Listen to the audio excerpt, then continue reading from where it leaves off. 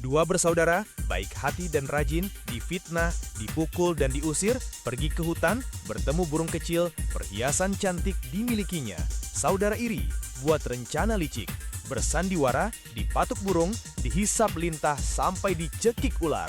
Seru, sedih, menegangkan. Inilah legenda Bawang dan Kesuna. Alkisah di daerah Sengkidu, Bali, hiduplah dua saudara perempuan bernama Bawang dan Kesuna yang tinggal bersama kedua orang tua mereka. Mereka bertumbuh dewasa dengan sifat dan sikap yang berbeda. Bawang dikenal sebagai pribadi yang pandai mengambil hati orang, meski dengan cara yang tidak baik. Sementara Kesuna sebaliknya adalah pribadi yang rajin dan pendiam serta pengalah. Suatu hari, orang tua mereka pergi menggarap sawah. Sebelum berangkat, mereka meminta kedua anaknya untuk mengerjakan pekerjaan rumah. Setelah orang tua mereka pergi, Bawang dan Kesuna membagi tugas. Bawang bertugas menumbuk padi. Kesuna mengayak hasil tumbukan. Dan kemudian mereka akan memasak beras bersama-sama. Bawang, ayo tumbuk ini. Saya sudah siap mengayak. Kamu saja yang tumbuk. Nanti kalau sudah selesai, baru aku yang mengayak. Jadi, tukar tugas ya? Baiklah, kalau begitu. Beberapa saat kemudian, setelah padi ditumbuk, Bawang, ini sudah selesai ditumbuk. Ayo diayak. Aduh Kesuna, kamu bawel banget sih. Udah sekalian aja diayak.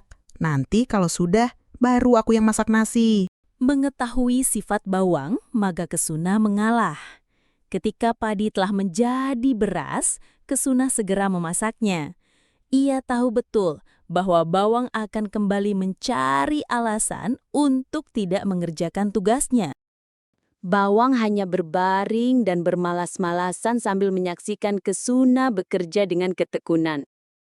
Usai menyelesaikan tugasnya, Kesuna yang berkeringat ingin mandi di sungai dekat rumah mereka. Bawang, aku mau ke sungai sebentar, mau mandi. Silakan Kesuna, hati-hati di jalan ya. Setelah mandi, Kesuna pulang ke rumah dan hendak berbaring karena merasa kelelahan. Sayangnya, setibanya di rumah, Kesuna disambut dengan amarah dari kedua orang tuanya. Ternyata, Bawang malah memfitnahnya dengan mengatakan kepada orang tuanya bahwa Kesuna hanya bermalas-malasan dan tidak mengerjakan tugas apapun. Tanpa sepengetahuan Kesuna, sebelum orang tuanya pulang, Bawang mengotori dirinya dengan arang. Dengan cara ini, Bawang berhasil menipu kedua orang tua mereka. Permakan tipuan Bawang selama ini, sang ayah dan ibu pun menjadi murka pada Kesuna sampai memukulinya. Mulai hari ini, kau tak layak tinggal di sini. Pergi, tinggallah di hutan sana. Ayah, aku tidak bersalah. Walaupun merasa sedih, Kesuna pasrah dan pergi dengan terisak-isak. Kesuna yang sedang bersedih terus berjalan tanpa tujuan. Dia bingung harus menuju kemana. Akhirnya, setelah merasa lelah, dia duduk pada sebuah pohon yang rindang. Tiba-tiba, seekor burung cerucuk kuning menghampirinya. Kesuna yang sedang menangis terseduh-seduh memohon kepada sang burung untuk mematuknya. Ia merasa lelah dengan hidupnya dan ingin mati saja. Burung kecil, jika kau sungguh mengerti, patuklah aku. Aku lelah. Aku ingin pergi dari dunia ini. Burung itu pun mematuk ubun-ubun, telinga, leher, pergelangan tangan, dan kakinya. Alih-alih merasa sakit, patukan burung itu justru menghasilkan rangkaian mahkota emas di kepala Kesuna. Begitu pula dengan bagian lain di tubuhnya yang kini dihiasi kalung, anting, dan gelang-gelang emas. Seketika, semangat hidup Kesuna kembali bangkit karena merasa dilindungi oleh sang burung. Akhirnya, ia segera berjalan kembali ke rumahnya dengan harapan akan diterima kembali oleh kedua orang tuanya. Sesampainya di rumah, ia mengetuk pintu dan memberitahu sang ayah bahwa ia telah kembali dari hutan. Akan tetapi, sang ayah tidak mau membukakan pintu, walau Kesuna cukup lama mengetuk pintu itu. Pergilah, kau bukan lagi anakku. Jangan pernah kembali ke rumah ini. Dengan sedih, namun tetap berharap akan diterima kembali, Kesuna berlari ke rumah neneknya untuk mencari perlindungan. Segera setelah mengetuk pintu, sang nenek membukakan pintu dan menyambut Kesuna dengan senang hati. Berbeda dengan orang tuanya, sang nenek sangat menyayangi Kesuna. Dia tahu kalau Kesuna anak yang baik dan sering mendapatkan perlakuan yang tidak adil. Beberapa hari berlalu atas perintah sang ayah untuk membantu nenek membuat api unggun.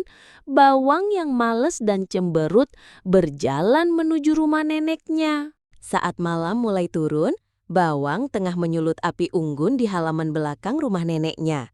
Tiba-tiba terdengar suara aneh. Suara apa itu, Nek? Itu hanya suara serangga malam, cucuku. Sebenarnya, sang nenek sudah mengetahui apa yang terjadi dan sedang melindungi Kesuna. Ketika suara itu terdengar lagi, Bawang tak dapat menyembunyikan rasa penasarannya. Ia segera masuk ke dalam rumah untuk menghampiri sumber suara tersebut.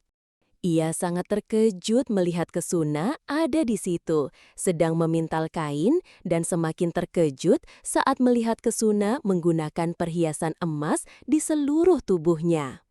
Dengan sikap yang tak tahu malu, ia berkata, Kesuna, bolehkah aku satu saja gelang emasmu? Aku juga ingin seperti kamu. Kamu lupa, karena kata-katamu lah aku diusir dari rumah. Maaf, aku belum bisa memaafkan. Mendengar penolakan Kesuna, dengan perasaan marah, kesal, dan iri, Bawang pun berlari pulang untuk mengadu kepada kedua orang tuanya. Sang ayah bukan hanya kesal karena Bawang tidak menyelesaikan tugasnya membantu nenek, tetapi dia makin murka saat mengetahui bahwa Kesuna masih hidup, bahkan memiliki banyak perhiasan emas. Setelah beberapa waktu, Bawang dan kedua orang tuanya akhirnya mengetahui asal-usul emas yang dimiliki Kesuna.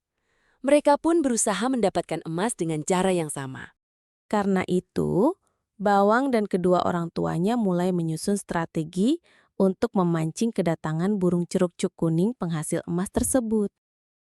Di hadapan seluruh tetangganya, sang ibu bersandiwara memukuli Bawang menggunakan sapu lidi. Lalu ayahnya datang, dan dengan suara lantang, dia mengusir Bawang agar pergi dan tinggal di hutan.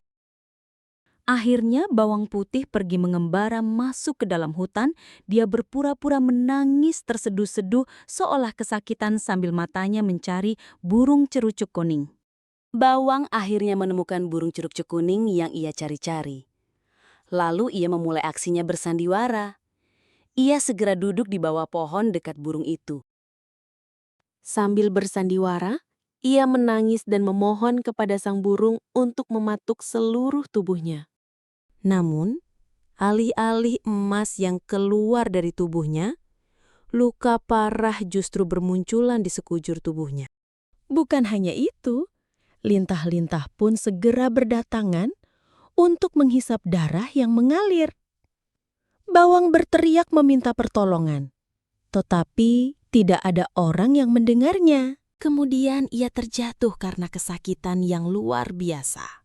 Seekor ular juga menghampiri Bawang dan melilit lehernya dengan erat hingga ia tidak dapat bernapas dan terkujur kaku. Pesan moral, setiap perbuatan baik atau buruk akan mendapatkan ganjaran setimpal. Bawang yang serakah dan suka memfitnah menuai petaka. Sementara Kesuna yang baik hati dan tulus mendapatkan kebahagiaan. Cerita ini juga mengajarkan untuk terus berbuat baik kepada sesama tanpa pamrih. Terlepas dari perbedaan status sosial atau latar belakang, kebaikan selalu membawa dampak positif bagi lingkungan sekitar.